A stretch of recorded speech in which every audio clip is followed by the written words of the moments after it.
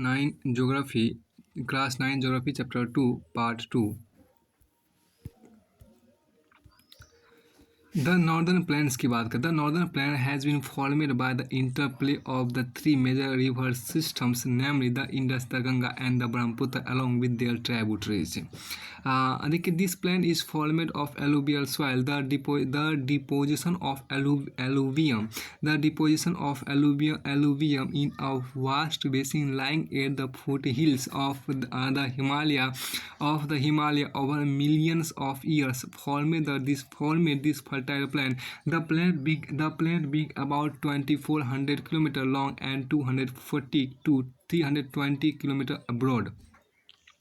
Is a densely populated physiographic division with a rich soil cover combined with adequate water supply and favorable climate. It is agriculturally a productive part of India. देखिए, हम जो कहा गया कि उत्तरी मैदान तीन प्रमुख नदी प्रणालियों सिंधु, गंगा एवं ब्रह्मपुत्र।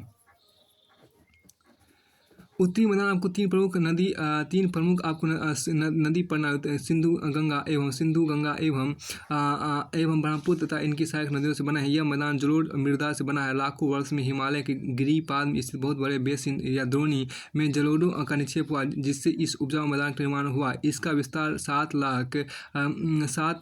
लाख वर्ग किलोमीटर के क्षेत्र पर है। ये लगभग 2400 किलोमीटर लंबा एवं 240 से 320 किलोमीटर चौड़ा है। यह संघन जनसंख्या और भौगोलिक क्षेत्र है। समृद्ध मृदा आवरण, पर्याप्त पानी की उपलब्धता एवं अनुकूल जलवायु कारण कृषि की दृष्टि से भारत का अत्यधिक उत्पादक क्षेत्र है।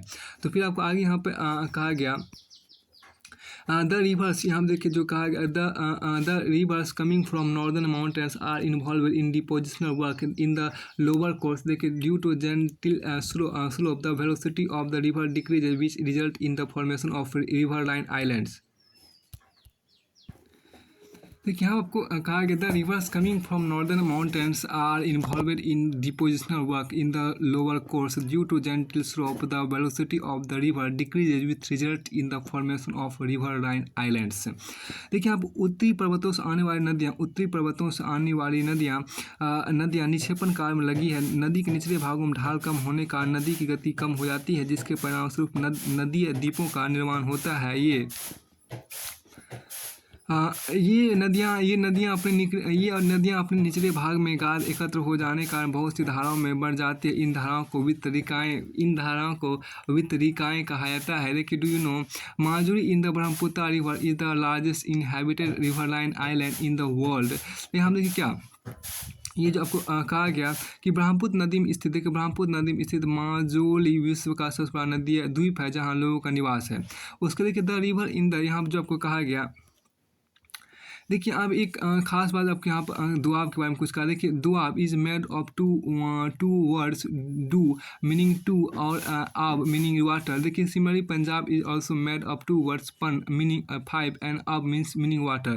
देखिए, दुआब का अर्थ दो नदियों के बीच का भाग है। दुआब दो शब्दों से मिलकर बना है, दो तथा आब अर्थात पानी। इसी प्रकार पंजाब भी दो शब्दों से मिलकर बना है, पंज का अर्थ 5 तथा आब का अर्थ पानी है। अब आगे हम देखिए द रिवर्स, यहाँ पर क्या है, देखिए इसमें जो आपको कहा गया है उसको थोड़ा सा देखने का प्रयास कीजिए। इसमें क्या कि the river in their lower course split into numerous channels due to the deposition of silt. These channels are known as distributaries. The northern plain is broadly divided into 3 sections. The western part of the northern plain is referred to as the Punjab Plains, formed by the Indus and its tributaries. The larger part of the plain lies in Pakistan. The Indus and its tributaries, the Jhelum, the Chenab, the Ravi, the Beas, and the Satluj originate in the Himalayas. This section of the plain is dominated by the Doabs. अब एक उत्तरी मैदान यहाँ पर जो कहा गया, देखिए इसमें जो आपको उत्तरी मैदान को मोटे तौर पर 3 उपवर्गों में विभाजित किया गया। उत्तरी मैदान के पश्चिमी भाग को पंजाब का मैदान कहा जाता है। सिंधु तथा इसकी सहायक नदियों के द्वारा बनाए गए इस मैदान का बहुत बड़ा भाग पाकिस्तान में स्थित है। सिंधु तथा इसकी सहायक नदियाँ झेलम, चेनाब, रावी, ब्यास तथा सतलुज हिमालय से निकलती है। मैदान के इस भाग में दोआबों की संख्या बहुत अधिक है। मैदान के इस भाग में दोआबों की संख्या अधिक है। द गंगा प्लेन, अब यहाँ देखिए द गंगा प्लेन एक्सटेंड्स, यहाँ पे क्या है, the Ganga plain extend between Ghaggar and Teesta rivers. It is spread over north India in Haryana, Delhi, UP, Bihar, पार्सी Jharkhand and West Bengal. In east, in the east particularly in Assam lies in the Brahmaputra plain. देखिए the northern plains are generally describe has flat land with no variation in its relief. It is not true that these vast plains also have diverse relief features. According to the variation in relief features, the northern plains can be divided into 4 regions. The river after descending, देखिए क्या, the river after descending from the mountains deposit pebbles in a narrow belt of about 8 to 16 km in width, lying parallel to the slope of the Shivaliks. It is known as Bhabar. देखिए Bhabar. All the streams disappear in this Bhabar belt. अब देखिए क्या, south of this belt the stream and rivers re-emerge and create a wet, swampy and marshy region known as Terai. देखिए this was a thickly forested region full of wildlife. The forests have been cleared to create agricultural land and to settle migrants from Pakistan after partition. Locate Dudhwa National Park in this region. इसमें गंगा के मैदान क्या, गंगा के मैदान का विस्तार घग्गर तथा तीस्ता नदियों के बीच है। यह उत्तरी भारत का राज्य हरियाणा, दिल्ली, उत्तर प्रदेश, बिहार, झारखंड, कुछ भाग तथा पश्चिम बंगाल में फैला है। ब्रह्मपुत्र का मैदान इसके पश्चिम विशेषकर असम में स्थित है। उत्तरी मैदानों की व्याख्या सामान्यतः इसके ऊंचाई में बिना किसी विविधता वाले समतल स्तर के रूप में की जाती है। यह सही नहीं है। इन विस्तृत मैदानों की भौगोलिक आकृति में भी विविधता है। आकृतिक भिन्नता के आधार पर उत्तरी मैदानों को 4 भागों में विभाजित किया जा सकता है। नदी पर्वतों से नीचे उतरते समय शिवालिक की ढाल पर 8 से 16 किलोमीटर की चौड़ी पट्टी में गुट्टी का निक्षेपण करती है। इसे भाबर के नाम से जाना जाता है। सभी सहायता इस भाबर पट्टी में विलुप्त हो जाती है। इस पट्टी के दक्षिण में ये सहायता एवं नदियाँ पुनः निकल आती है एवं नम तथा दलदली क्षेत्र का निर्माण करती है, जिसे तराई कहा जाता है। और यह वन प्राणियों से भरा घने जंगलों का क्षेत्र था। बंटवारे के बाद पाकिस्तान से आए शरणार्थियों कृषि योग्य भूमि उपलब्ध कराने के लिए इस जंगल को काटा जा चुका है। इस क्षेत्र के दुधवा राष्ट्रीय पार्क की स्थिति ज्ञात कीजिए। अब आगे यहाँ पर कहा गया, the largest part of the northern plain is formed of all the alluvium. It lies above the food plains of the rivers and present a terrace-like feature. This part is known as Bhangar. The soil in this region contains calcareous deposits locally known as Kankar. The newer younger deposits of the food plains are called khadar. They are renewed almost every year and so are fertile. That is ideal for intensive agriculture. अब आगे आपका उत्तरी मैदान का सबसे विशालतम भाग पुराने जलोढ़ का बना है। वे नदियों के बाढ़ वाले मैदान ऊपर स्थित है तथा वेदिका जैसी आकृति प्रदर्शित करते हैं। इस भाग को भांगर के नाम से जाना जाता है। इस क्षेत्र की मृदा में चूनेदार निक्षेप पाए जाते हैं, जिसे स्थानीय भाषा में कंकड़ कहा जाता है। बाढ़ वाले मैदानों के नए तथा युवा निक्षेपों को खादर कहा जाता है। इसका लगभग प्रत्येक वर्ष पुनर्निर्माण होता है, इसलिए उपजाऊ होते तथा गहन कृषि के लिए आदर्श होते हैं। अब देखिए यहाँ पर क्या है कि द पेनिनसुलर प्लेटो की बात यहाँ पर की गई। द पेनिनसुलर प्लेटो मतलब कि आपको प्रायद्वीपीय पठार जो है उसको यहाँ पर देखिए, द पेनिनसुलर प्लेटो की जो आपको प्रायद्वीपीय पठार जो आपको होता है। देखिए the peninsular plateau is a table land compose of the old crystalline igneous and metamorphic rocks. It was formed due to the breaking and drifting of the Gondwana land and thus making it a part of the oldest landmass. The plateau has broad and shallow valleys or rounded hills.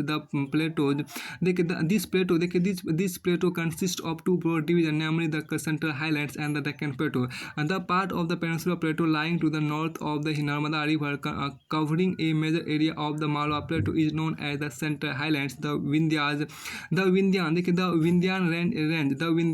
range is bounded by the Satpura range on the south and the Aravallis on the northwest. The further westward extension gradually merges with with the sandy and rocky deserts of Rajasthan. The flow of the rivers draining the flow of the rivers draining in this region, namely the Chambal, the Sindh, the Betwa, and the Ken is from southwest to northeast, thus indicating the slope. The central highlands are wider in the west but narrower in the east. The eastward extension of these plateaus are locally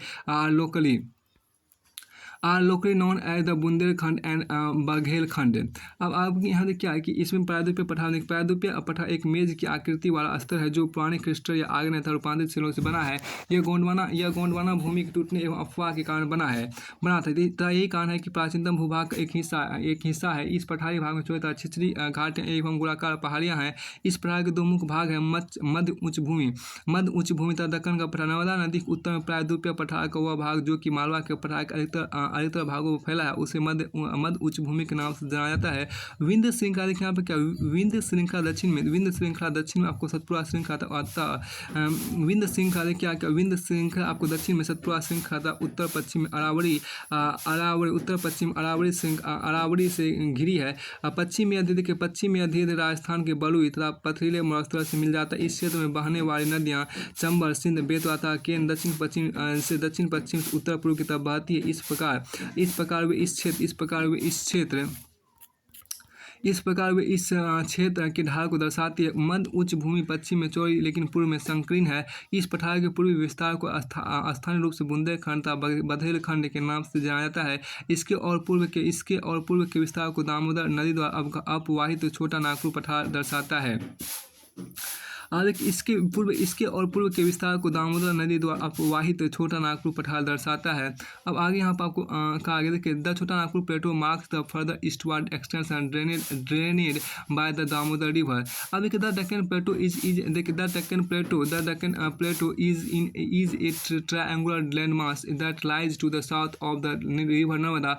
the Satpura range flanks its broad base in the north while the Mahadev, the Kemur Hills and the Maikar range from its eastern extension. Locate these hills and range in the physical map of India. The Deccan Plateau is higher in the west and slopes gently eastwards. An extension of the plateau is also visible in the northeast, locally known as Meghalaya, Karbi Anglong Plateau and North Kachar Hills. It is separated by a fault from the Chota Nagpur Plateau. Three prominent hill range from the west to the east are the Garo, Khasi and Jaintia hills.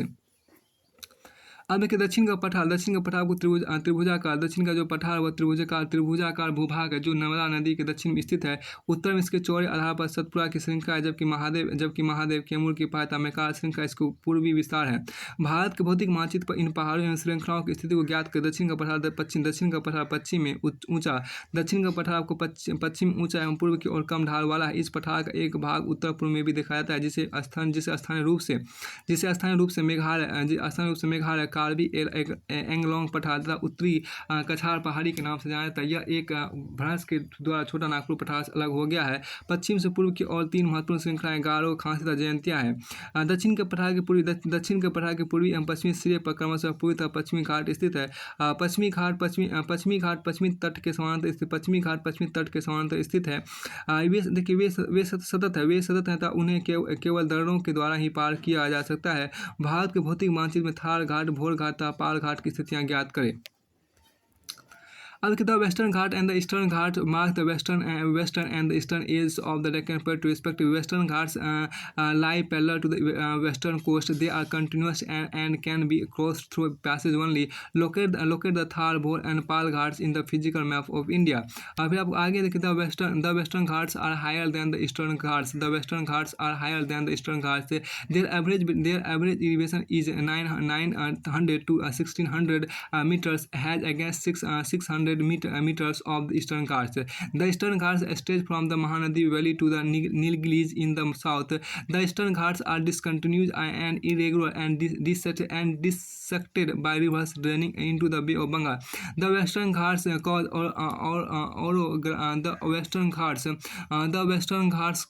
orographic rain by facing the rain bearing moist winds to rise along the western slopes of Ghats. The Western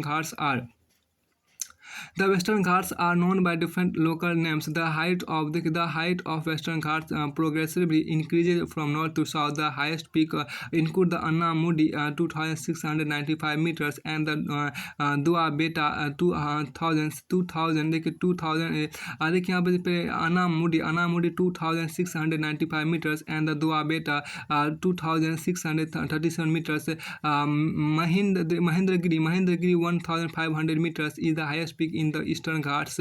Sebroi Hills and the Javadi Hills are located to the southeast of the Eastern Ghats. Locate the famous hill station of Udegamandram, popularly known as Uti and the Kodaikanal. अब हम देखिए क्या कि इसमें जो कहा गया दक्षिण का पठार एक देखिए दक्षिण का पठार इसमें आपको कहा गया दक्षिण का एक यहाँ तक आपको हो गया था। पश्चिमी घाट देखिए यहाँ पर क्या कि पश्चिमी घाट पूर्वी घाट की अपेक्षा ऊंचे हैं। पश्चिमी घाट पूर्वी घाट की अपेक्षा ऊंचे हैं। पूर्वी घाट के 600 मीटर की औसत ऊंचाई की तुलना में पश्चिमी घाट की ऊंचाई 900 से 1600 मीटर आपको है। पूर्वी घाट का विस्तार महानदी घाटी से दक्षिण में नीलगिरी तक है। पूर्वी घाट का विस्तार सतत नहीं है, ये अनियमित है एवं बंगाल की खाड़ी में गिरने वाली नदियों ने इनको काट दिया है। देखिए पश्चिमी घाट में पर्वतीय वर्षा होती है। यह वर्षा घाट की पश्चिमी ढाल पर आर्द्र हवा के टकरा कर ऊपर उठने के कारण होती है। पश्चिमी घाट को विभिन्न स्थानीय नामों से जाना जाता है। पश्चिमी घाट की ऊंचाई उत्तर दक्षिण की ओर बढ़ती है। इस भाग के शिखर ऊंचे जैसे अनाईमुडी 2695 मीटर है 2695 मीटर है अथवा डोडा बेटा और 2633 मीटर है। पूर्वी घाट का सबसे ऊंचा शिखर महेंद्रगिरी 1500 मीटर आपको है 1500 मीटर आपको है। तब पूर्वी घाट के दक्षिण पश्चिम में सेवरा था जावेडी की पहाड़ियाँ। देखिए पूर्वी घाट के दक्षिण पश्चिम में सेवरा, पूर्वी घाट के दक्षिण पश्चिम में आपको सेवरा था जावेडी की पहाड़ियाँ स्थित है। उडगम देखिए उडगमंडरम जिसे ऊटी के नाम से जाना जाता है तथा कोडई कनाल जैसे प्रसिद्ध पहाड़ी नगरों की स्थिति मानचित्र में ज्ञात कीजिए। प्रायद्वीपीय पठार की एक विशेषता यहाँ पाई जाने वाली काली मृदा है जिसे दक्कन ट्रैप के नाम से जाना जाता है। देखिए इसकी उत्पत्ति ज्वालामुखी से हुई है इसलिए इसके सेल आग्नेय है। वास्तव इन सेलों का समय के साथ अपरदन हुआ है जिससे काली मृदा का निर्माण हुआ है। अरावली की पहाड़ियाँ प्रायद्वीपीय पठार के पश्चिमी एवं उत्तरी पश्चिमी किनारे पर स्थित है। ये बहुत अधिक अपर्दित एवं खंडित पहाड़ियाँ हैं। ये गुजरात से लेकर दिल्ली तक दक्षिण पश्चिम एवं उत्तर पूर्व दिशा में फैली है। देखिए one of the distinct features of the Peninsula Plateau is the black soil area known as Deccan Trap.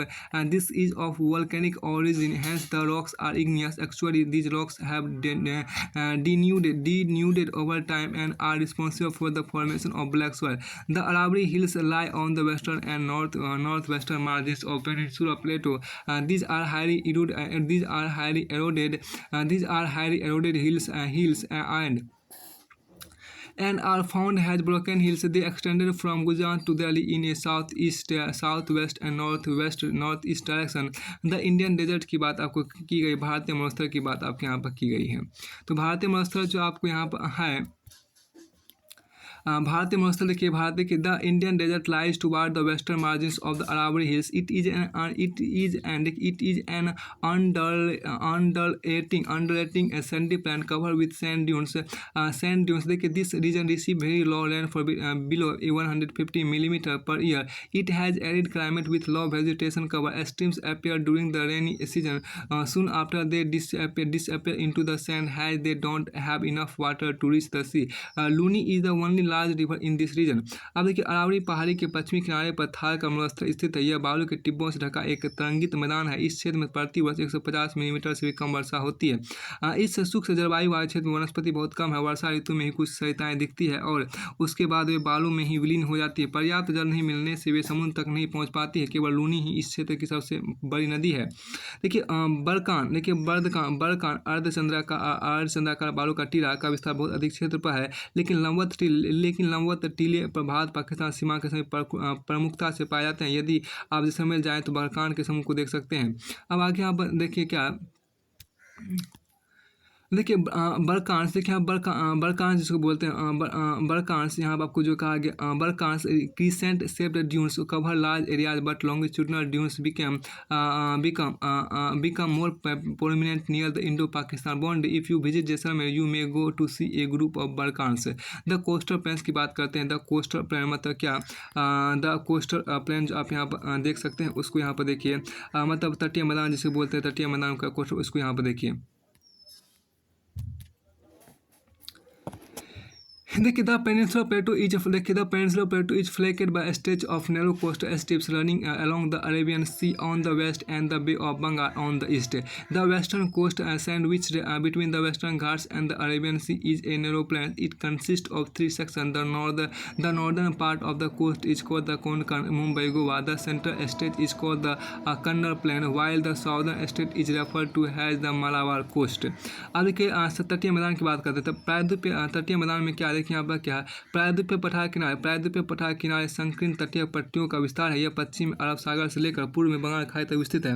पश्चिमी तट, देखिए पश्चिमी घाट अरब सागर के बीच स्थित एक संकीर्ण मैदान है। इस मैदान के तीन भाग देखिए इस मैदान के तीन भाग है। तट के उत्तरी भाग को कोंकण मुंबई तथा गोवा, मध्य भाग को कन्नड़ मैदान एवं दक्षिणी भाग को मालाबार तट कहा जाता है।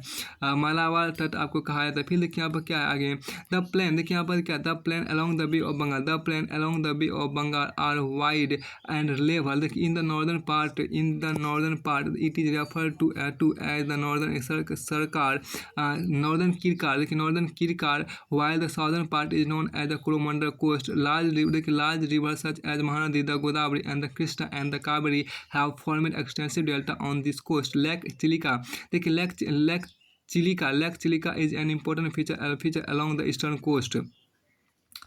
अब इसमें जो आपको कहा गया कि देखिए प्रायद्वीपीय पठार के किनारे संकीर्ण तटीय पट्टियों का विस्तार है। यह पश्चिम में अरब सागर से लेकर पूर्व में बंगाल खाड़ी तक विस्तृत है। देखिए पश्चिमी घाट अरब सागर के बीच स्थित एक संकीर्ण मैदान है। इस मैदान के तीन भाग हैं। तट के उत्तरी भाग को कोंकण मुंबई तथा गोवा तथा मध्य भाग को कन्नड़ मैदान एवं दक्षिणी भाग को मालाबार तट कहा जाता है।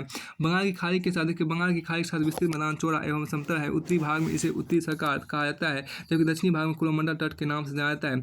बड़ी नदियाँ जैसे महानदी, गोदावरी, कृष्णा तथा कावेरी के इस तट पर विशाल डेल्टा का निर्माण करती है। चिल्का झील, देखिए चिल्का झील पूर्वी तट पर स्थित एक महत्वपूर्ण भूलक्षण है।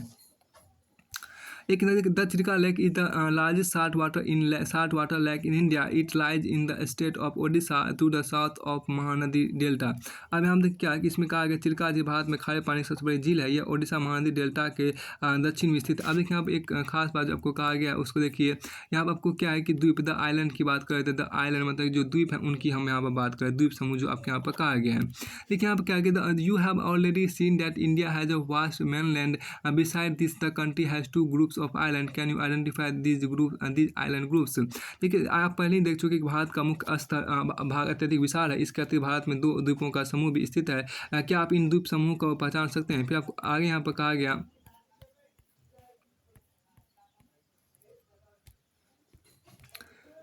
देखिए यहाँ पर क्या, locate the Lakshadweep island group lying close to Malabar coast of Kerala. This group of island is compose of small coral island. Earlier they were known as Laccadive, Minicoy and Amindivi. In 1973 these were named as Lakshadweep. Each covers a small area of 32 square kilometer. Kavaratti, देखिए Kavaratti Island is the administrative headquarters of Lakshadweep. This island group has great diversity of flora and fauna. The PT Island, which is inhabited, has a bird. देखिए the PT Island which is uninhabited has a bird sanctuary. देखिए केरल के मालाबार तट के पास यहाँ जो आपको कहा गया, केरल के मालाबार तट के पास लक्षद्वीप की स्थिति ज्ञात कीजिए। द्वीपों का समूह छोटे प्रवाल द्वीपों से बना है। पहले इनको लक्षद्वीप, मिनिकॉय तथा एमीन द्वीप के नाम से जाना जाता है। 1973 इनका नाम लक्षद्वीप रखा गया। यह 32 वर्ग किलोमीटर के छोटे से क्षेत्र में फैला है। कावती द्वीप लक्षद्वीप का प्रशासनिक मुख्यालय। इस द्वीप समूह देखिए यहाँ पर क्या है कि द्वीपों के समूह छोटे प्रवाल द्वीपों से बना है, पर इनको लक्षद्वीप भी नहीं कहा था, एमीन द्वीप के नाम से जाना था। 1973 में इनका नाम लक्षद्वीप रखा गया। यह 32 वर्ग किलोमीटर के छोटे क्षेत्र में फैला है। कावारती द्वीप, देखिए कावारती द्वीप लक्षद्वीप का प्रशासनिक मुख्यालय है। इस द्वीप समूह, देखिए इस द्वीप समूह पर पादप जंतु के बहुत से प्रकार पाए जाते हैं। पिठली द्वीप, देखिए पिठली द्वीप जहाँ मनुष्य का निवास नहीं है, वहाँ एक पक्षी अभ्यारण्य है, देखिए अब बंगाल की खाड़ी में उत्तर से दक्षिण की तरफ फैले द्वीपों की श्रृंखला की ओर ध्यान दीजिए। यह अंडमान एवं निकोबार द्वीप हैं। यह द्वीप समूह समूह आकार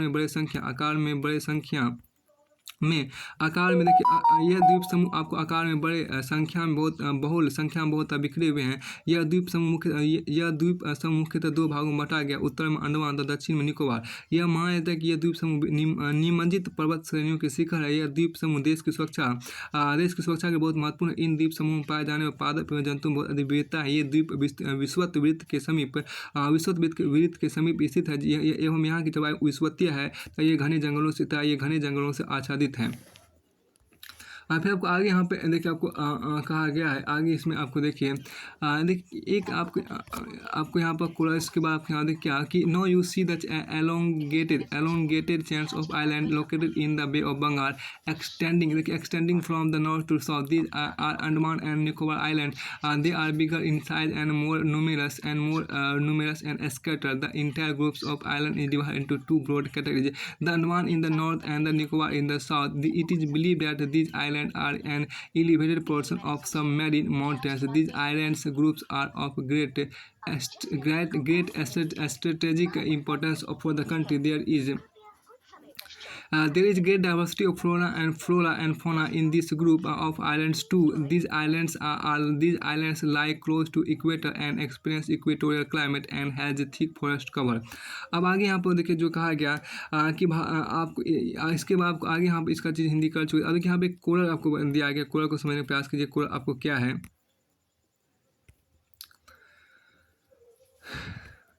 अब यहाँ देखिए क्या कि एक कोरल मतलब आपको प्रवाह होता है, इसको समझिए प्रवाह क्या है।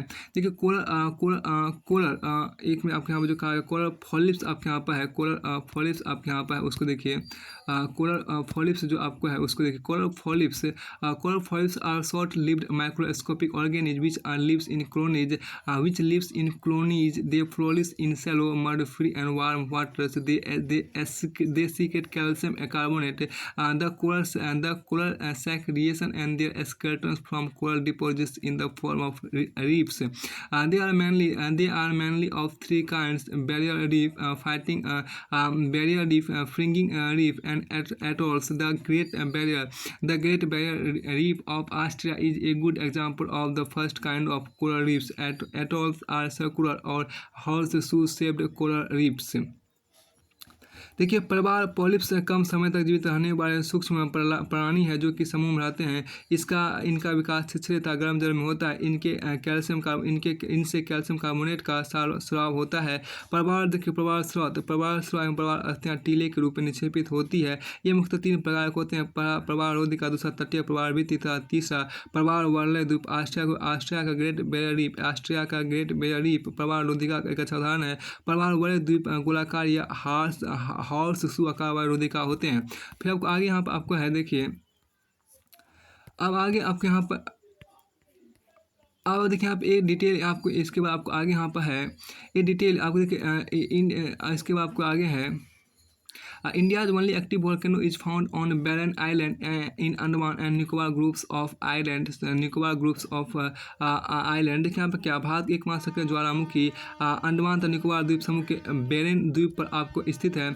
अब देखिए डिटेल अकाउंट ऑफ देखिए आप यहाँ पर जो का detailed account of different physiographic units highlights the unique features of each reason each regions देखिए आप, it would however be clear that each region complements on the other and make the country richer in its natural resources. The mountains are the major source of water and forest wealth. The northern plains are the granaries of the country. They provide the base for early civilization. The plateau is a storehouse of minerals which has played a crucial role in the industrialization of the country. The coastal region and the island groups provide sites for fishing and ports activities. Thus, the diverse physical features of the land have immense future possibilities of development. यहाँ पर आपको आगे कहा गया, देखिए क्या कि विभिन्न भू आकृतिक विभागों का विस्तृत विभिन्न भू आकृतिक देखिए विभिन्न भू आकृतिक विभागों का विस्तृत विवरण प्रत्येक विभाग की विशेषताएं स्पष्ट प्रत्येक विभाग की विशेषताएं स्पष्ट करता है। परंतु यह देखिए परंतु यह स्पष्ट है कि ये विभाग एक दूसरे के पूरक हैं और वे देश को प्राकृतिक संसाधनों में समृद्ध बनाते हैं। उत्तरी पर्वत जल एवं वनों के प्रमुख उत्तरी पर्वत जल देखिए यहाँ पर क्या उत्तरी पर्वत जल एवं वनों के प्रमुख स्रोत हैं। उत्तरी पर्वत जल एवं वनों के प्रमुख स्रोत है। उत्तरी मैदान देश के अन्न भंडार है। इनसे प्राचीन सभ्यताओं के विकास को आधार मिला है। पठारी भाग खनिजों का भंडार है जिसने देश के औद्योगिकरण में विशेष भूमिका निभाई है। तटीय क्षेत्र आपको मत्स्य और पोत संबंधी क्रियाकलापों के उपयुक्त स्थान है। इस प्रकार देश की विविध भौतिक आकृतियाँ भविष्य में आपको विकास की अनेक संभावनाएं प्रदान करती है। देखिए यहाँ पर आपको जो कहा गया विभिन्न भू आकृति विभागों को विस्तृत विवरण प्रत्येक विभाग की विशेषताएं स्पष्ट करता है। परंतु यह स्पष्ट है कि ये विभाग एक दूसरे के पूरक हैं और वे देश को प्राकृतिक संसाधनों में समृद्ध बनाते हैं। उत्तरी पर्वत जल एवं वनों के प्रमुख स्रोत है। उत्तरी मैदान देश के अन्न भंडार है। इनसे प्राचीन सभ्यताओं के विकास को आधार मिला। पठारी भाग खनिजों का भंडार है जिसने देश के औद्योगिकरण में विशेष भूमिका निभाई है। तटीय क्षेत्र मत्स्य और पोत संबंधी क्रियाकलापों को उपयुक्त स्थान है। इस प्रकार देश की विविध भौतिक आकृतियां भविष्य में विकास की अनेक संभावनाएं प्रदान करती है। तो यहाँ देखिए आपको क्लास 9 का जो ज्योग्राफी है चैप्टर 2 है वो पूरे से फिनिश होता है। अब आगे देखिए यहाँ पर ड्रेनेज की बात करते हैं, मतलब अफवाह की बात यहाँ पर करते हैं। आपको क्लास 9 ज्योग्राफी चैप्टर 3 है पार्ट 1 होगा। ये आपको ड्रेनेज मतलब यहाँ पर अफवाह है उसको यहाँ पर देखिए। The term drainage describe the river system of an area. Look at the physical map. यहाँ देखिए कि अफवाह शब्द एक क्षेत्र के नदी तंत्र की व्याख्या करता है।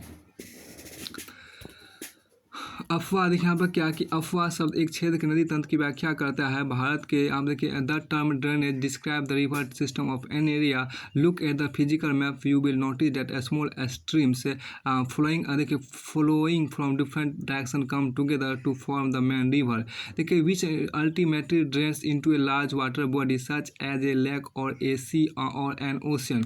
The area drained by a single river system is called a drainage basin. A close observation on A map will indicate that any elevated area such as a mountain or an upland separates two drainage basins such an upland is known as water divide। देखिए यहाँ पर क्या अफवाह एक क्षेत्र के नदी तंत्र की व्याख्या करता है। भारत के भौतिक मानचित्र को देखिए, आप पाएंगे कि विभिन्न दिशाओं से छोटे छोटे धाराएं आकर एक साथ मिल जाती है तथा एक मुख्य नदी का निर्माण करती है। अंततः इनका निकास किसी बड़े जलाशय जैसे झील या समुद्र या महासागर में होता है। एक नदी तंत्र द्वारा जिस क्षेत्र का जल प्रवाहित होता है उसे एक अफवाह द्रोणी कहते हैं। मानचित्र का अवलोकन करने पर पता चलता है कि कोई भी ऊंचा क्षेत्र जैसे पर्वत या उच्च भूमि दो पड़ोसी अफवाह द्रोणियों को एक दूसरे से अलग करती है। इस प्रकार उच्च भूमि को जल विभाजक कहते हैं। अब आगे यहाँ पे कहते हैं कि वाटर डिवाइड। देखिए यहाँ पर आपको इमेज दिया गया, उसमें देखिए क्या ये आपको स्ट्रीम ए हुआ और ये आपका स्ट्रीम बी हुआ। इसमें देखिए क्या कि इसमें डू यू नो क्या the world's largest drainage basin of the Amazon river. देखिए विश्व की सबसे बड़ी अफवाह द्रोणी अमेजन नदी की है। अब देखिए विच रिवर है the largest basin India. Bharat में किस नदी की अफवाह द्रोणी सबसे बड़ी है। इसके बाद आप आगे यहाँ पे कहते हैं पता कीजिए ड्रेनेज सिस्टम इन इंडिया की बात यहाँ पर की गई। Drainage system in India, Bharat में जो ड्रेनेज सिस्टम वहाँ पे इसको देखिए। देखिए भारत में अफवाह तंत्र की बात करें, the drainage system of India are mainly controlled by the broad relief feature of the subcontinent. Accordingly the Indian rivers are divided into two major groups, the Himalayan rivers and the peninsular rivers की बात करते हैं यहाँ पर। भारत का अफवाह तंत्र का नियंत्रण मुख्यतः भौगोलिक आकृतियों द्वारा होता है। इस आधार पर भारतीय नदियों को दो मुख्य वर्गों में विभाजित किया गया है, हिमालयिक नदियाँ तथा प्रायद्वीपीय नदियाँ। अब आपको आगे आने क्या है, apart from originating apart from क्या देखिए आप apart from originating from the two major physiographic regions of India, the Himalayan and the Peninsular rivers are different from each other in many ways. Most of the Himalayan rivers are perennial.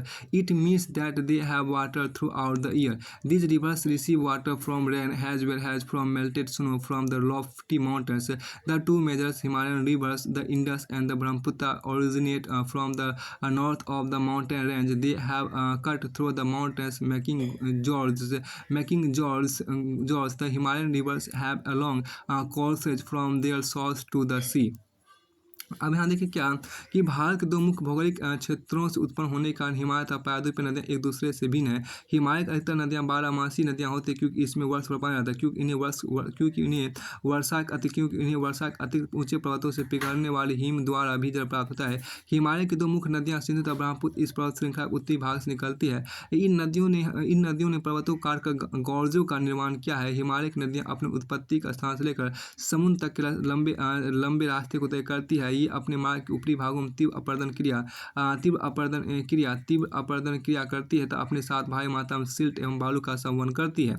मध्य एवं निचले भागों में ये नदियाँ विसर्प, गोकुल झील तथा अपने बाढ़ वाले मैदानों में बहुत सी अन्य निक्षेपण आकृतियों का निर्माण करती है। ये पूर्ण विकसित डेल्टाओं का भी निर्माण करती है। अब आगे यहाँ पर आपको है क्या, देखिए ये जॉर्ज का आप इमेज दिया गया, जॉर्ज ने गॉर्ज का जो इमेज है आपके यहाँ पर गॉर्ज का इमेज दिया गया है। ये देखिए दे परफॉर्म यहाँ पर क्या कि they perform intensive erosional activity in their upper course and carry huge loads of silt and sand in the middle and the lower courses. This river from meanders oxbow lakes and many other depositional features in their flood plains. They also have well developed deltas. दे यहाँ पर क्या they also have well developed deltas की बात की गई है। अधिकतर प्रायद्वीपीय नदियाँ मौसमी आपके यहाँ देखिए इसमें आपको एक इमेज आपके यहाँ पर शो क्या, इस इमेज को आप देखिए, इसमें ये जो आपको है क्या नदियों की विभिन्न अवस्थाओं को यहाँ पर दिखाया गया है। Some features made by river, देखिए some features made by river, नदियों की विभिन्न अवस्थाएँ आपको यहाँ पहला देखिए यहाँ पर डेल्टा है, दूसरा आपके देखिए लोअर कोर्स निचला भाग है, तीसरा आपके यहाँ देखिए ये आपको ऑक्सबो लैक है, मतलब गोकुल झील जिसको बोलते हैं ऑक्सबो लैक, ये आपको विसर्प हो गया जिसको मिनंडर बोलते हैं, विसर्प आपको हो गया। उसके बाद यहाँ देखिए क्या कि आपको मिडिल कोर्स हो गया, मध्य भाग हो गया, मिडिल कोर्स मध्य भाग हो गया। उसके बाद आगे यहाँ पर देखिए इसमें आप देख सकते हैं आपको अपर कोर्स हो गया, मतलब ऊपरी भाग हो गया, और ये नदी का स्रोत हो गया, आपको नदी का स्रोत सोर्स ऑफ रिवर हो गया। फिर आपको आगे यहाँ पर कहा गया देखिए a large number of peninsular river are seasonal. अब यहाँ देखिए कि इसमें आपको जो कहा गया a large number of the peninsular rivers are seasonal has their flow is dependent on rainfall during the dry season. देखिए even the large rivers have reduced flow of water in their channels. The peninsular rivers have shorter and shallower course as compared to their Himalayan counterparts. However, some of them originate in the central highlands and flow towards the west. Can you identify two such large rivers? Most of the rivers of Peninsula India originate in Western Ghats and flow towards the Bay of Bengal. अब यहाँ पे एक खास बात है कि अधिकतर प्रायद्वीपीय नदियाँ मौसमी होती है, क्योंकि इनका प्रभाव वर्षा पर निर्भर करता है। शुष्क मौसम में बड़ी नदियों का जल भी घटकर छोटी छोटी धाराओं में बहने लगता है। हिमालयक नदियों की तुलना में प्रायद्वीपीय नदियों की लंबाई कम तथा छिछली है, फिर भी इनमें से कुछ केंद्रीय उच्च भूमि से निकलती है पश्चिम की तरफ बहती है। क्या आप इस प्रकार की दो बड़ी नदियों को पहचान सकते हैं? प्रायद्वीपीय भारत की अधिकतर नदियाँ पश्चिमी घाट से निकलता और बंगाल की खाड़ी की तरफ बहती है। अब आगे यहाँ पर जो कहा उसको देखिए यहाँ पर क्या कि इसमें जो देखिए द हिमालयन रिवर्स की बात, हिमालय की नदियाँ आप देखिए द हिमालयन रिवर मतलब हिमालय की जो नदियाँ उसको यहाँ पर देखिए। The major Himalayan river are the Indus and the Ganga and the Brahmaputra. This rivers are long and the joined by many large and important tributaries.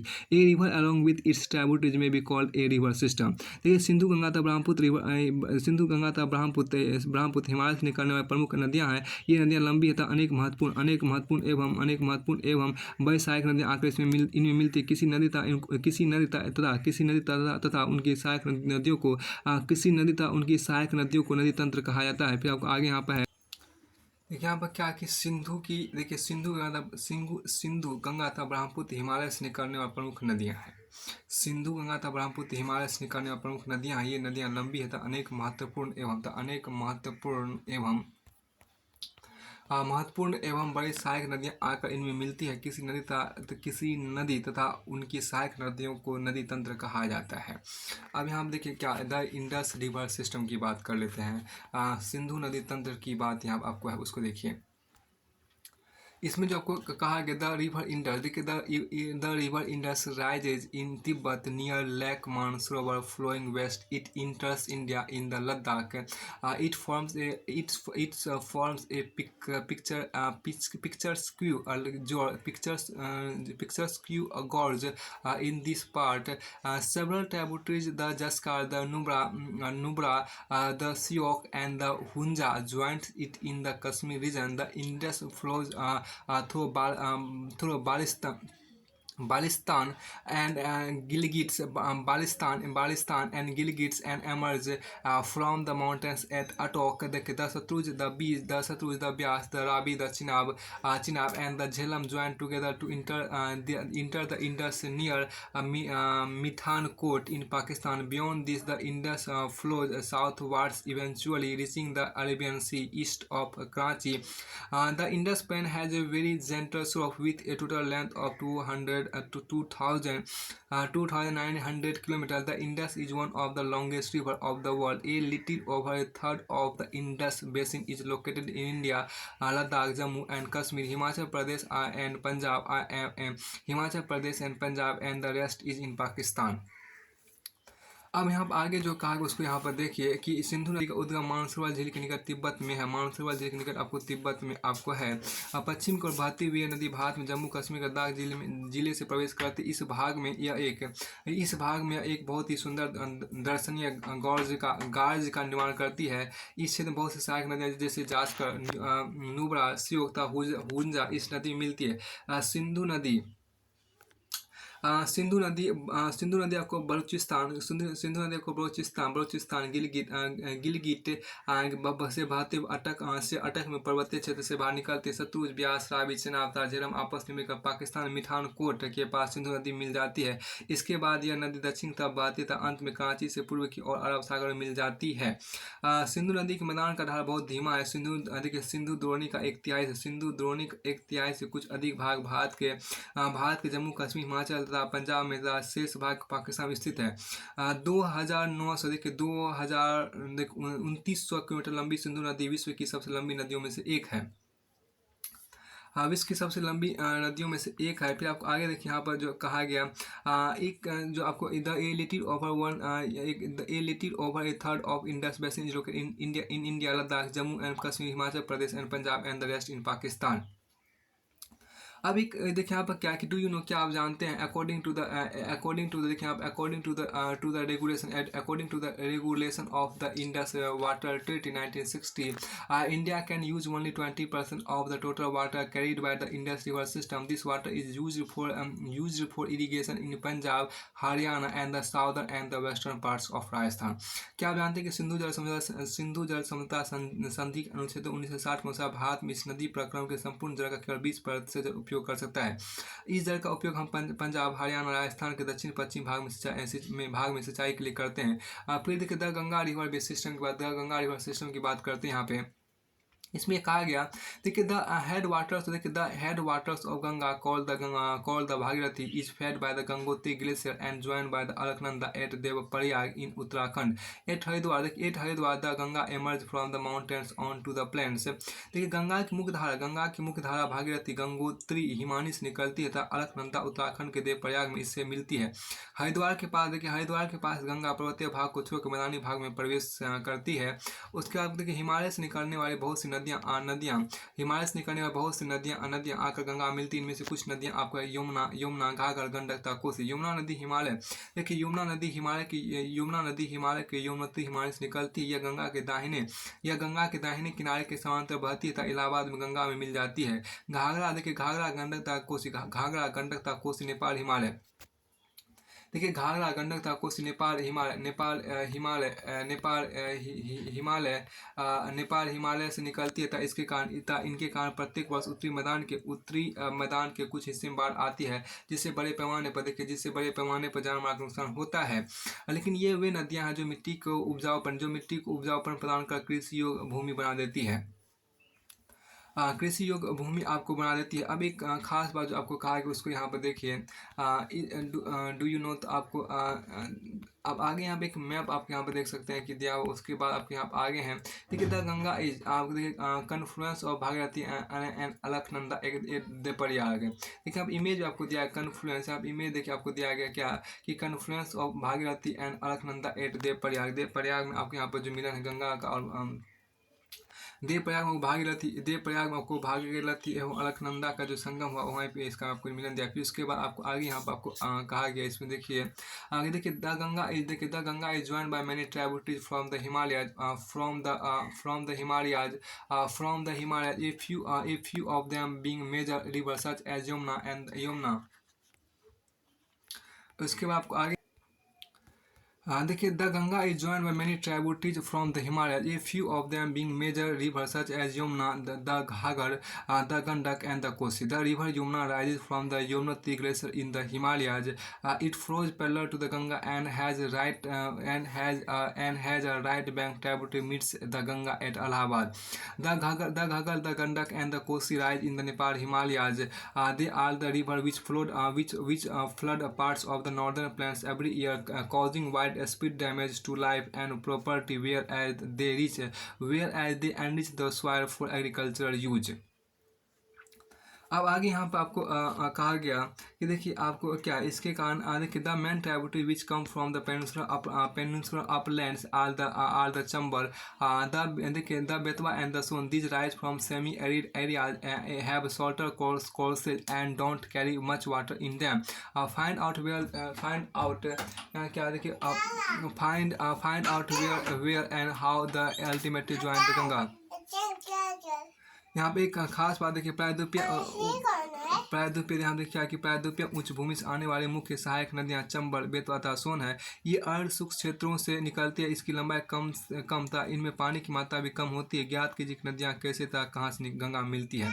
अब आपके यहाँ पे एक जो आपको यहाँ पर कहा है कि उसको थोड़ा सा देखने का प्रयास करते हैं। देखिए यहाँ पर Namami Gange programme is an integrated conservation mission approved has a flagship programme by the union government of India in June 2014 to accomplish the twin objectives of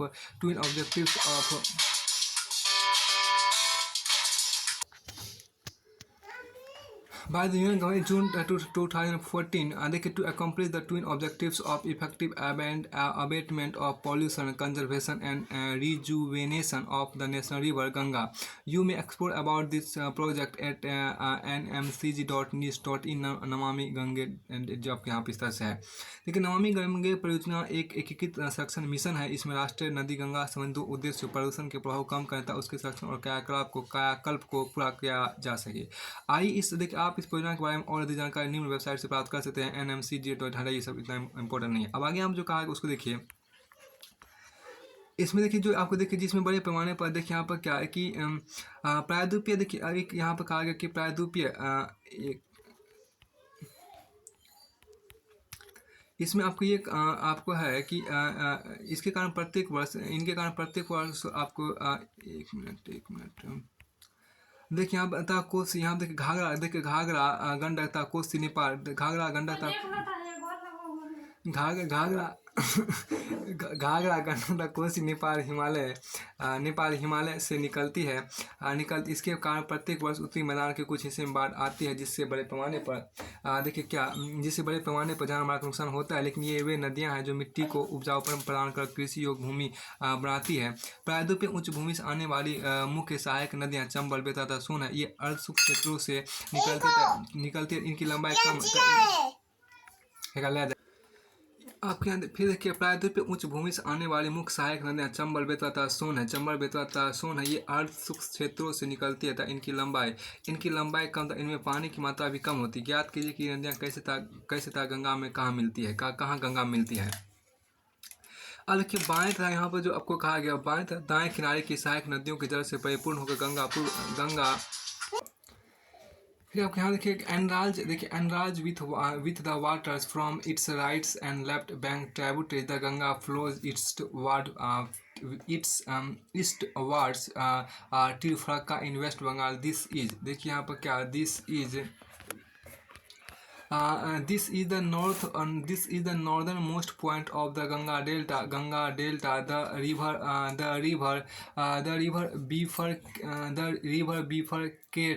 river bifurcates here. The Bhagirathi Hooghly, a distributary, flows southwards through the deltaic plains to the Bay of Bengal. The main stream flows southwards into Bangladesh and is joined by the Brahmaputra. Further downstream, it is known as the Meghna. This mighty river with waters from the Ganga and the Brahmaputra flows into the Bay of Bengal. The delta formed by this river is known as the Sundarban Delta. देखिए बाएं तथा दाहिने किनारे की सहायक नदियों के जल से परिपूर्ण होकर गंगा पूर्व दिशा में पश्चिम बंगाल के फरक्का तक बहती है। यह गंगा डेल्टा का सबसे उत्तरी बिंदु है। यहाँ नदी दो भागों में बढ़ जाती है। भागीरथी हुगली जो इसकी एक वितरिका है दक्षिण की तरफ बहती है तथा डेल्टा के मैदान से होते हुए बंगाल की खाड़ी में मिल जाती है। बंगाल की खाड़ी में आपको मिल जाती है। मुख्य धारा दक्षिण की ओर बहती हुई बांग्लादेश में प्रवेश करती है एवं ब्रह्मपुत्र नदी इससे आकर मिल जाती है। अंतिम चरण में गंगा एवं ब्रह्मपुत्र समुद्र में विलीन होने से पहले मेघना के नाम से जानी जाती है। गंगा एवं ब्रह्मपुत्र के जल वाली यह वृहद नदी बंगाल की खाड़ी में मिल जाती है। इन नदियों के द्वारा बनाए गए डेल्टा को सुंदरबन डेल्टा के नाम से जाना जाता है।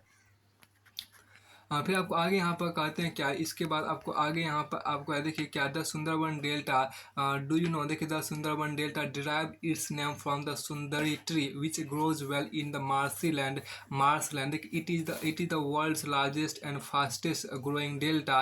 It is also the home of royal Bengal tiger. देखिए सुंदरबन डेल्टा का नाम वहाँ पाए जाने वाले सुंदरी पादप से लिया गया है। सुंदरबन डेल्टा विश्व का सबसे बड़ा एवं तेजी से वृद्धि करने वाला डेल्टा है। यहाँ रॉयल बंगाल टाइगर भी पाए जाते हैं। द लेंथ ऑफ देखिए यहाँ पर क्या, the length of Ganga is over 2500 kilometre. Locate at figure 3.4। Can you identify the यहाँ पर क्या, can you identify the type of drainage pattern formed by the Ganga river system. Ambala देखिए Ambala is located on the water divide between the Indus and the Ganga river system. The plains from Ambala to the Sundarban stretch over nearly 1800 kilometers, but the fall in its slope is hardly 300 meters. In other words, there is a fall of just 1 meter for every 6 kilometers. Therefore, the river developed large meanders। देखिए यहाँ पर क्या ये कहती है क्या, यहाँ पर आपको है कि गंगा की इसके बाद यहाँ पर आपको है क्या कि देखिए बाएं तथा दाहिने किनारे की सहायक बाएं तथा दाएं किनारे की सहायक नदियों के जल से परिपूर्ण होकर गंगा पूर्वी दिशा में पश्चिम मार्ग के फरक्का तक बहती है। यह गंगा डेल्टा का सबसे उत्तरी बिंदु है। यहाँ नदी दो भागों में बट जाती है। भागीरथी हुगली जो इसकी एक वितरिका है दक्षिण की तरफ बहती है तथा डेल्टा के मैदान से होते हुए बंगाल की खाड़ी में मिल जाती है। देखिए मुख्य धारा दक्षिण की ओर बहती हुई बांग्लादेश में प्रवेश करती है एवं ब्रह्मपुत्र नदी इससे आकर मिल जाती है। अंतिम चरण में गंगा और ब्रह्मपुत्र समुद्र में विलीन होने से पहले मेघना के नाम से जानी जाती है। गंगा एवं ब्रह्मपुत्र के जल वाली यह वृहद नदी बंगाल की खाड़ी में मिल जाती है। इन नदियों द्वारा बनाए गए डेल्टा को सुंदरबन डेल्टा के नाम से जाना जाता है। गंगा की आपको यहाँ पर देखिए गंगा की लंबाई 2500 किलोमीटर से अधिक है। यहाँ पर देखिए आप गंगा नदी का अफवाह तंत्र को पहचान सकते हैं। देखिए अम्बाला नगर सिंधु चित्र 3.4 में आप गंगा नदी के अफवाह तंत्र को पहचान सकते हैं। देखिए अम्बाला नगर सिंधु तथा गंगा नदी के तंत्रों के अम्बाला नगर सिंधु तथा गंगा नदी तंत्रों के बीच जल विभाजक पर स्थित है। देखिए अम्बाला से सुंदरबन तक मैदान की लंबाई लगभग 1800 किलोमीटर है, परंतु इसके ढाल में गिरावट मुश्किल से 300 मीटर है। दूसरे शब्दों में प्रति 6 किलोमीटर की दूरी पर ढाल में गिरावट केवल 1 मीटर, इसलिए इन नदियों में अनेक बड़े बड़े विसर्ग बन जाते हैं। फिर आपको आगे देखिए the Brahmaputra river system, Brahmaputra नदी तंत्र की बात यहाँ पर आपको की गई है। देखिए यहाँ पर क्या है, Brahmaputra, the Brahmaputra river system, Brahmaputra नदी तंत्र की बात यहाँ की। The Brahmaputra rise in Tibet east of Mansarovar lake very close to the source of the Indus and Satluj. It is slightly longer than the Indus and most of its course lies outside India. It flows eastwards parallel to the Himalayas. On reaching the Namcha Barwa 7,757 meter, it takes a U-turn and enters India in Arunachal Pradesh through a gorge. Here it is called the Dihang, and it is joined by tributaries to form the Brahmaputra in Assam. देखिए ब्रह्मपुत्र, यहाँ पे ब्रह्मपुत्र नदी तिब्बत की मानसरोवर झील के पूर्व तथा सिंधु की सतलुज के स्रोतों के काफी नजदीक से निकलती है। फिर आपको आगे यहाँ पे है, परंतु इसका भाग,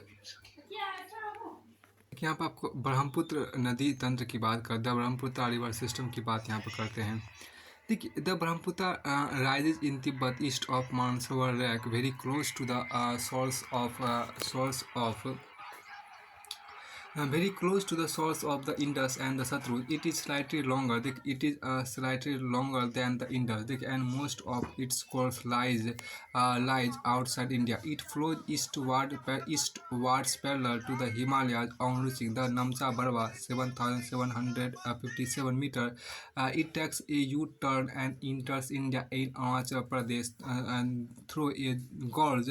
Here it is called the Dihang, and it is joined by Dibang, the Lohit and many other tributaries to form the Brahmaputra in Assam.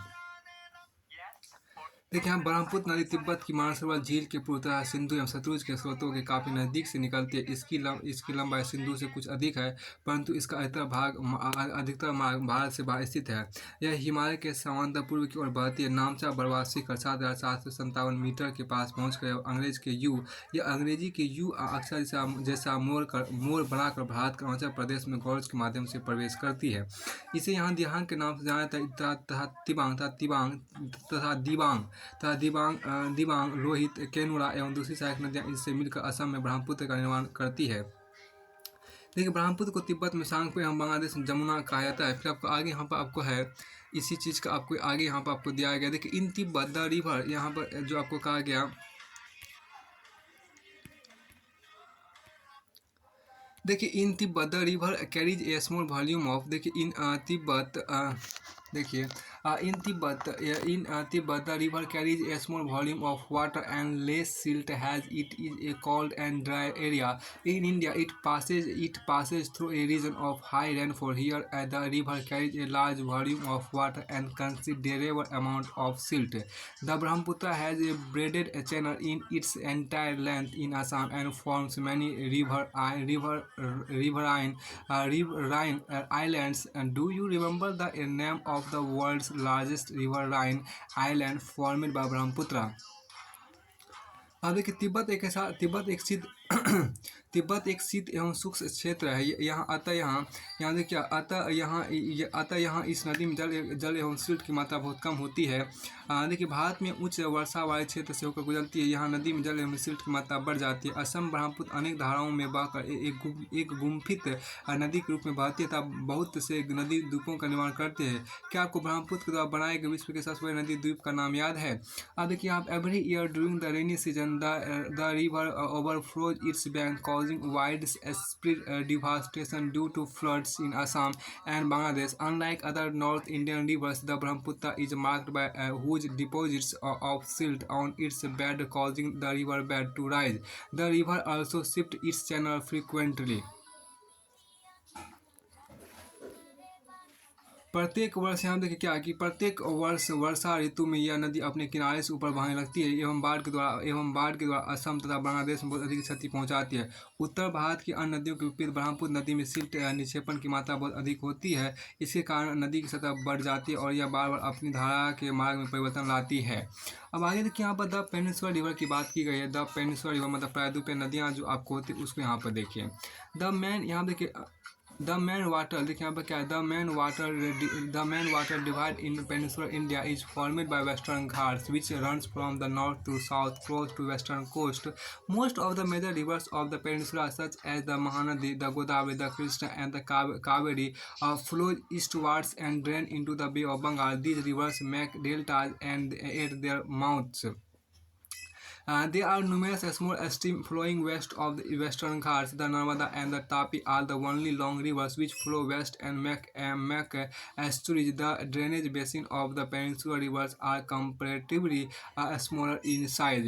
देखिए प्रायद्वीपीय भारत में मुख्य जल विभाजक, देखिए प्रायद्वीपीय भारत में मुख्य जल विभाजक का निर्माण पश्चिमी घाट द्वारा होता है जो पश्चिमी तट के निकट उत्तर दक्षिण की ओर स्थित है. प्रायद्वीपीय भाग की अधिकतर मुख्य नदियाँ जैसे महानदी, गोदावरी, कृष्णा तथा कावेरी पूर्व की ओर बहती है तथा बंगाल की खाड़ी में गिरती ये नदियाँ अपने मुहाने पर डेल्टा का निर्माण करती है. पश्चिमी घाट से पश्चिम बहने वाले अनेक छोटी धाराएं हैं. नर्मदा एवं तापी दो ही बड़ी नदियाँ हैं जो कि पश्चिमी तरफ बहती है और ज्वार नदमुख का निर्माण करती है. प्रायद्वीपीय नदियों की अफवाह आकार में अपेक्षाकृत छोटी है. देखिए यहाँ पर द नर्मदा बेसिन की देखिए द नर्मदा बेसिन या देखिए द नर्मदा यहाँ पर जो कहा गया द नर्मदा बेसिन या नर्मदा द्रोणी, आप यहाँ पर देखिए क्या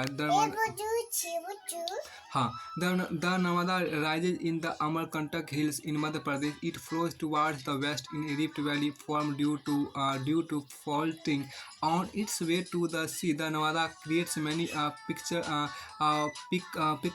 picturesque locations. The Marble Rocks near Jabalpur, where the Narmada flows through a deep gorge, and the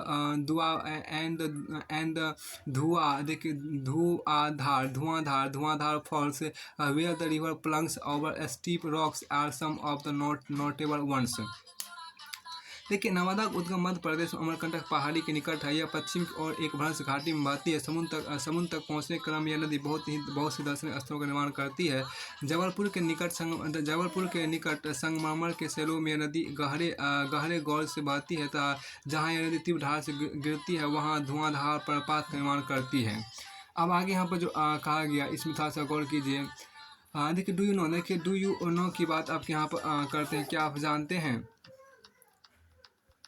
देखिए नर्मदा, यहाँ देखिए क्या है, नर्मदा की सभी सहायक नदियाँ बहुत छोटी है. इनमें अधिकतर संपूर्ण प्रमुख धारा से मिलती है. नर्मदा द्रोणी मध्य प्रदेश तथा गुजरात के कुछ भागों में स्थित है. All the tributaries of Narmada are very short and most of these join the main stream at right angles. The Narmada basin covers parts of the Madhya Pradesh and Gujarat. देखिए the Narmada River Conservation Mission has been undertaken by the government of Madhya Pradesh by a scheme named Namami Devi. देखिए नमामि देवी नर्मदे. You may visit their website या नमामि देवी देखिए आप हटाइए उस बात को, जिसका जरूरी नहीं है. अब देखिए आप जो कहा गया था तापी बेसिन की बात आपके यहाँ पर की गई है. तापी बेसिन जो आप वहाँ पर उसको देखने का प्रयास करते हैं. तापी बेसिन देखिए the Tapi rise in the Satpura range in the Betul district of Madhya Pradesh. It also flows in a rift valley parallel to the Narmada but it is much shorter in length. Its basin covers parts of Madhya Pradesh, Gujarat and Maharashtra. The coastal plains between Western Ghats and the Arabian sea are very narrow. Hence, the coastal rivers are short. The main west flowing rivers are Sabarmati, Mahi, Bharatpunj, and Periyar. Find out the state in which these rivers drain the water. Tapi द्रोणी की बात करें. तापी का उद्गम मध्य प्रदेश के बैतूल जिले में सतपुरा की श्रृंखलाओं में है. यह भी नर्मदा के समानांतर एक भ्रंश घाटी में बहती है लेकिन इसकी लंबाई बहुत कम है. इसकी द्रोणी मध्य प्रदेश, गुजरात तथा महाराष्ट्र राज्य में अरब सागर तथा पश्चिमी घाट के बीच का तटीय मैदान बहुत अधिक संकीर्ण है. इससे तटीय नदियों की लंबाई बहुत कम है.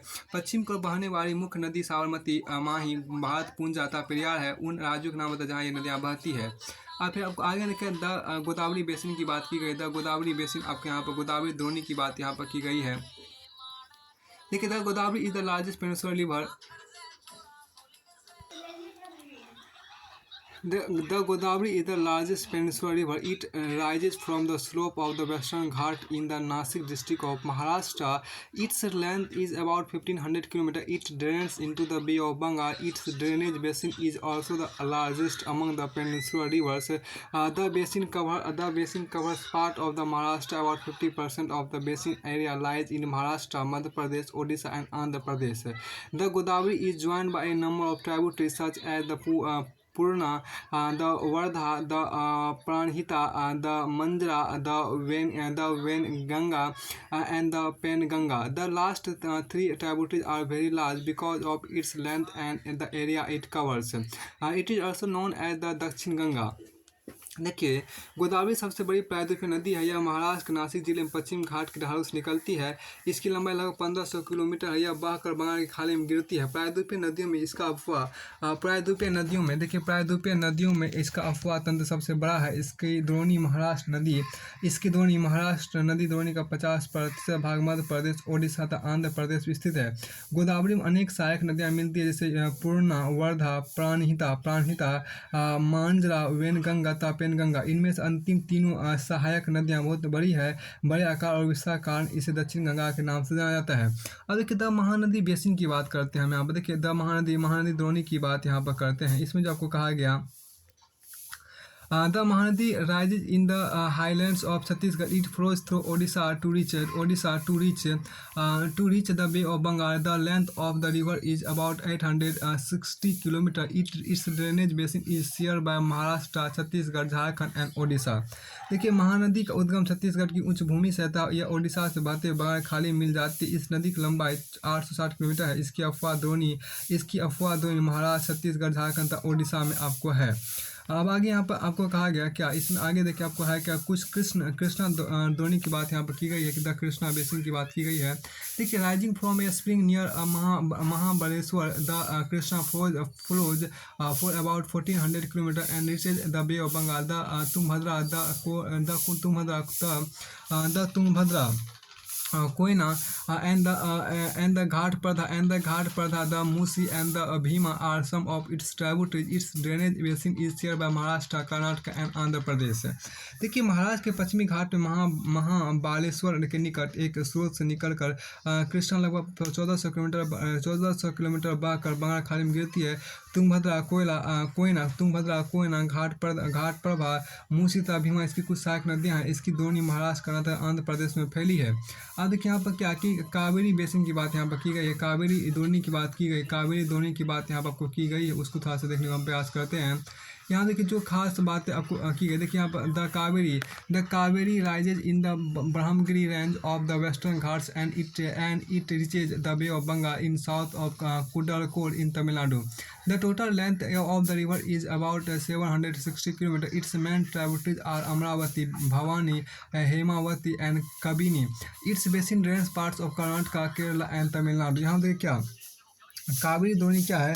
कावेरी पश्चिमी घाट के ब्रह्मगिरी श्रृंखला से निकलती है तथा तमिलनाडु में कुंडलूर के दक्षिण में बंगाल खाड़ी मिल जाती है। इसकी लंबाई आपको 760 किलोमीटर है। इसकी प्रमुख सहायक नदियाँ अमरावती, भवानी, हेमावती तथा काबिनी है। इसकी द्रोणी तमिलनाडु, केरल तथा कर्नाटक में स्थित है। अब आगे यहाँ पर कहा गया कि the river Kaveri makes the second biggest water for India known as the Shiva Samudram falls. The hydro electric power generated from the falls is supplied to Mysore, Bengaluru and the Kolar gold field. अब यहाँ देखिए क्या कि क्या जानते हैं, भारत में दूसरा सबसे बड़ा जलप्रपात कावेरी नदी बनाती है।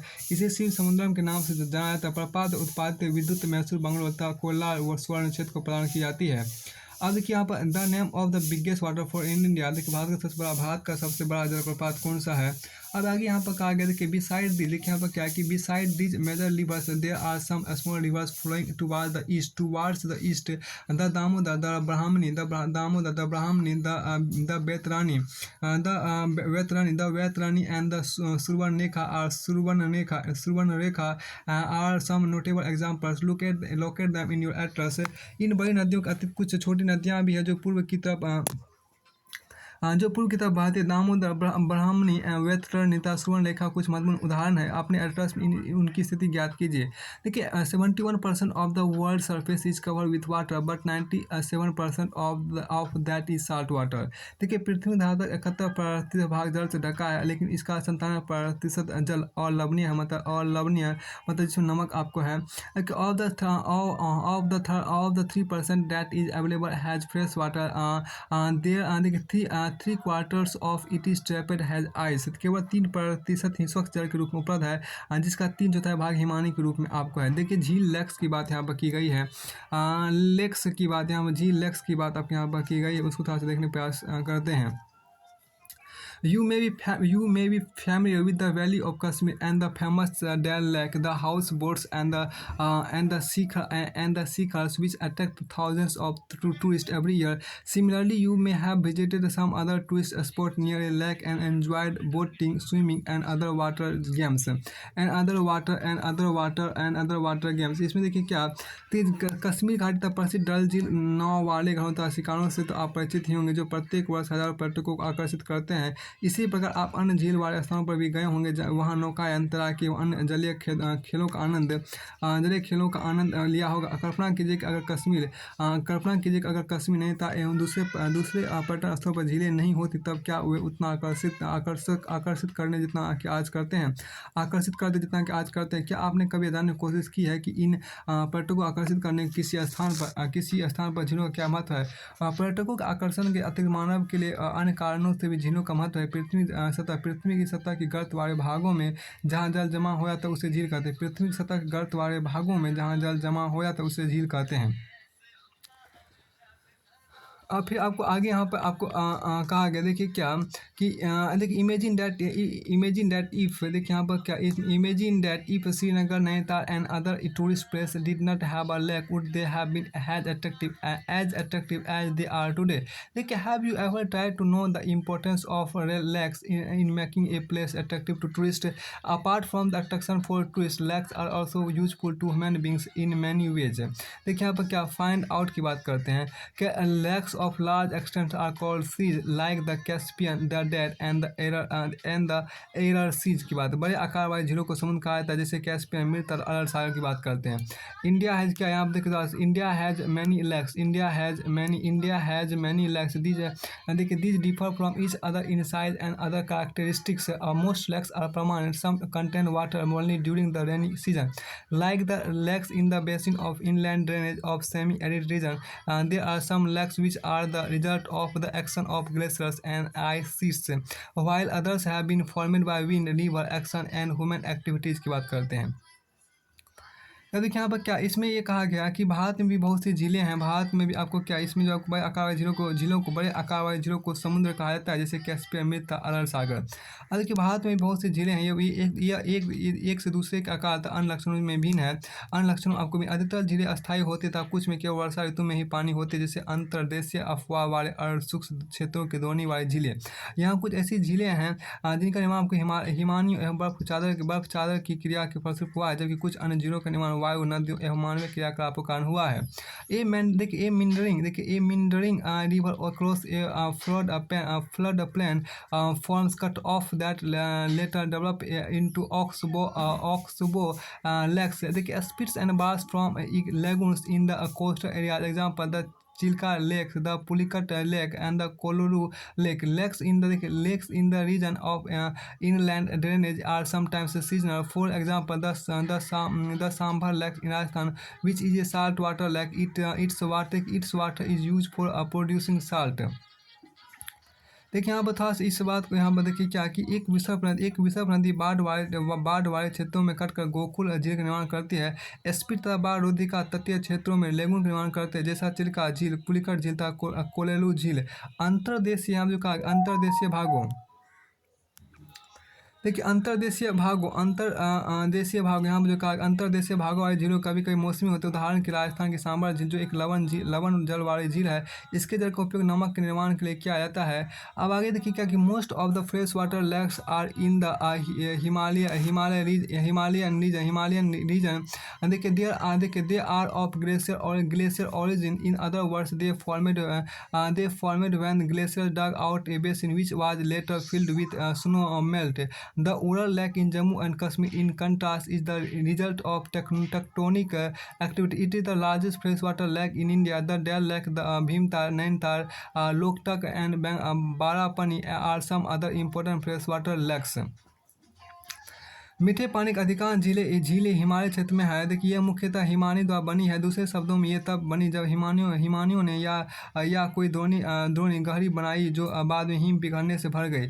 यह देखिए या किसी क्षेत्र में शिलाओं अथवा मिट्टी से हिमानी मार्ग बंद गए। इसके विपरीत जम्मू तथा कश्मीर की बुरल झील भूगर्भीय क्रियाओं से बनी। यह भारत की सबसे बड़ी मीठे पानी की वाली प्राकृतिक झील है। डल झील भीमताल नैनीताल लोकताक बड़ा पानी कुछ अन्य महत्वपूर्ण मीठे पानी की झील है। तब बड़ा पानी कुछ अन्य महत्वपूर्ण मीठे पानी की झील है। इसके बाद आपको आगे यहाँ पर है क्या,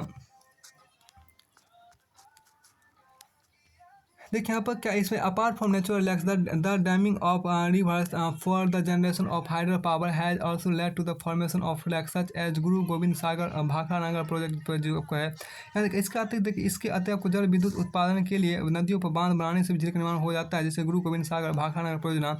अब यहाँ पर देखिए क्या कि इसमें आपको ये कहा गया कि lakes are of great value to human beings. A lakes यहाँ पर क्या a lakes help to regulate the flow of a river during heavy rains. It prevents flooding, and during the dry season it helps to maintain an even flow of water.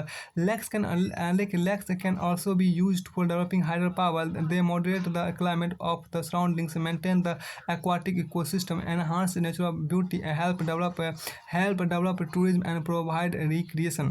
देखिए झीलें मानव के अत्यधिक लाभदायक होती है। एक झील नदी के बहाव को सुचारू बनाने में सहायक होती है। अत्यधिक वर्षा के समय यह बाढ़ को रोकती है तथा सूखे के मौसम में पानी के बहाव को संतुलित करने में सहायता करती है। झीलों का प्रयोग जल विद्युत उत्पन्न करने में भी किया जा सकता है। ये आसपास क्षेत्रों की जलवायु को सामान्य बनाती है, जलीय पर्यटन को संतुलित रखती है, झीलों की प्राकृतिक सुंदरता एवं पर्यटन बढ़ाती है। झीलों की प्राकृतिक सुंदरता एवं पर्यटन बढ़ाती है तथा हमें मनोरंजन प्रदान करती है। अब आगे हम क्या कि देखिए role of river in the economy की बात करते हैं। नदियों का अर्थव्यवस्था में देखिए नदियों का अर्थव्यवस्था में महत्व आपके यहाँ पर देखिए क्या कहा गया। Rivers have been of fundamental importance throughout the human history. Water from river is a basic natural resource essential for various human activities. Therefore river banks have attracted settlers from ancient times. These settlements have now becoming big cities. Make a list of cities in your state which are located on the bank of a river. Using rivers for irrigation, navigation, hydropower generation is of special significance, particularly to a country like India, where agriculture is the major source of livelihood of the majority of its population. देखिए यहाँ पर संपूर्ण मानव इतिहास नदियों का अत्यधिक महत्व रहा है। नदियों का जल मूल प्राकृतिक संसाधन है तथा अनेक मानवीय क्रियाकलापों के अनिवार्य है। फिर देखिए यहाँ यही कारण है कि नदियों के तट ने प्राचीन काल से आदिवासियों को अपनी ओर आकर्षित किया। ये गाँव अब बड़े शहरों में परिवर्तित हो चुके हैं। अपने राज्य के उन शहरों की एक सूची तैयार कीजिए जो नदी किनारे स्थित है। किंतु भारत जैसे देश के जहाँ की अधिकांश जनसंख्या जीविका की कृषि पर निर्भर है, वहाँ सिंचाई, नौ संचालन, जल विद्युत निर्माण में नदियों का बहुत अधिक महत्व है। अब यहाँ पर देखिए कि अब यहाँ देखिए रिवर पोल्यूशन की बात आपके यहाँ पर की गई है। रिवर पोल्यूशन, नदी पोल्यूशन की बात आज यहाँ पर कर लेते हैं। देखिए the growing domestic municipal industrial and agriculture demand for water from reverse naturally affect the quality of water. देखिए नदी जल की घरेलू औद्योगिक तथा कृषि में बढ़ती मांग के कारण नदी इसकी गुणवत्ता प्रभावित हुई है। फिर आपको आगे यहाँ पे है The growing domestic, municipal, industrial, and agricultural demand for water from rivers naturally affect the quality of water.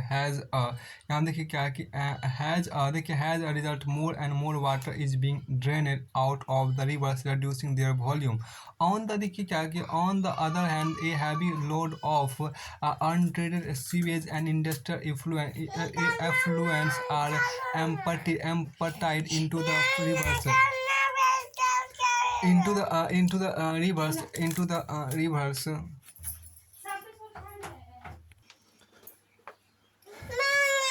The effect, देखिए, this affect not only the quality of water, यहाँ देखिए आपको जो कहा गया, these affect not only the quality of water but also the cleansing capacity of the river. For example, given the adequate stream flow, the Ganga water is able to dilute and assimilate pollution loads within 20 km of large cities. But the increasing urbanization and industrialization don't allow it to happen, and the pollution level of many rivers has been rising. Concern over rising pollution in our river led to the launching of various action plans to clean the rivers. Have you heard about such action plans? How does our health get affected by polluted river water? Think about life of human beings without fresh water. Arrange a debate on this topic in the class. देखिए क्या कि इसमें जो कहा गया नदी, देखिए नदी जल, यहाँ पर जो कहा गया, देखिए नदी जल की घरेलू औद्योगिकता कृषि में बढ़ती मांग के कारण इसकी गुणवत्ता प्रभावित हुई है। इसके परिणाम स्वरूप नदियों से अधिक जल की निकासी होती तथा इनका आयतन घटता जाता है। दूसरी ओर उद्योगों का प्रदूषण तथा अपरिष्कृत कचरे नदी में मिलते रहते हैं। यह केवल जल की गुणवत्ता को ही नहीं बल्कि नदी के स्वतः स्वच्छीकरण की क्षमता को भी प्रभावित करता है। उदाहरण के दिए गए समुची जल प्रवाह में गंगा का जल लगभग 20 किलोमीटर क्षेत्र में फैले बड़े शहरों की गंदगी को तनु करके समाहित कर सकता है, लेकिन लगातार बढ़ते औद्योगिकरण एवं शहरीकरण के कारण ऐसा संभव नहीं हो पाता तथा अनेक नदियों में प्रदूषण का स्तर बढ़ता जा रहा है। नदियों में बढ़ते प्रदूषण के कारण इनको स्वच्छ बनाने के लिए अनेक कार्य योजनाएं लागू की गई। क्या आपने कभी ऐसी कार्य योजना के बारे में सुना है? नदी के प्रदूषित जल से हमारा स्वास्थ्य किस प्रकार प्रभावित होता है? बिना स्वच्छ जल का मानव जीवन, इस विषय पर विचार करें तो अपनी कक्षा में एक बार प्रतियोगिता का आयोजन करें। फिर आप आगे यहाँ पर कहा गया क्या नेशनल रिवर, देखिए यहाँ पर आपको क्या है कि नेशनल रिवर कंजर्वेशन प्लान